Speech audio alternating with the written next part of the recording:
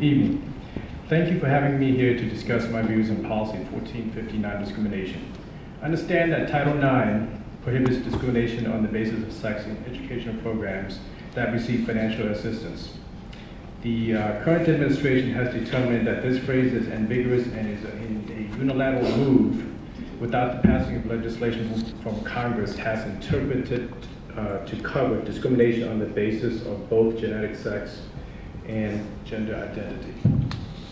I'm very disappointed that there's a huge disconnect between the citizens who have paid our taxes, like my wife and I, and the actions of the board regarding Title IX. We live in a democracy and have a constitution with checks and balances.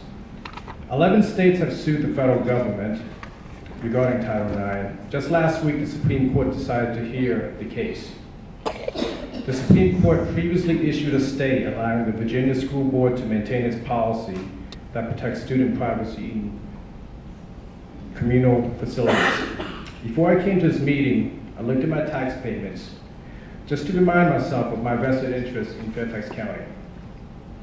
The 2017 budget shows that schools receive almost 53% of the funds, $2.1 billion. By using our money, the members sitting on the board need to remember 2.1 billion times that you work for the tax-paying citizens like my wife and me, not the other way around. Therefore, it baffles me, Patty Hines, since you were the chairperson, how can the board rush to approve a policy which was adamantly not wanted by the parents?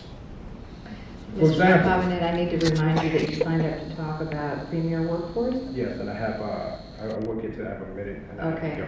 For example, the board had received thousands of emails and there were armed police and security guards at your meetings because the community was clearly against you.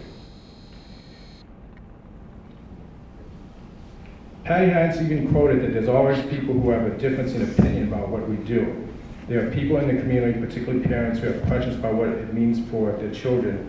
That there's an obligation to answer those questions so that parents have the information that they need to understand what's going on in their kids' schools. I truly believe in that.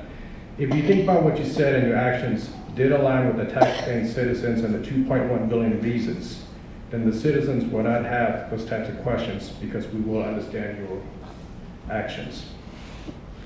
In conclusion, I want you to think 2.1 billion times about the decision that the community wants and overturn your unwanted and illegal policy.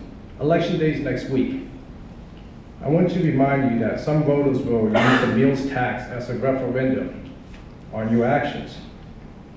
And in reference to the qualifications of a superintendent, I recommend that person that you're looking for has critical thinking skills and can offer a different perspective instead of being a yes person. Thank you again.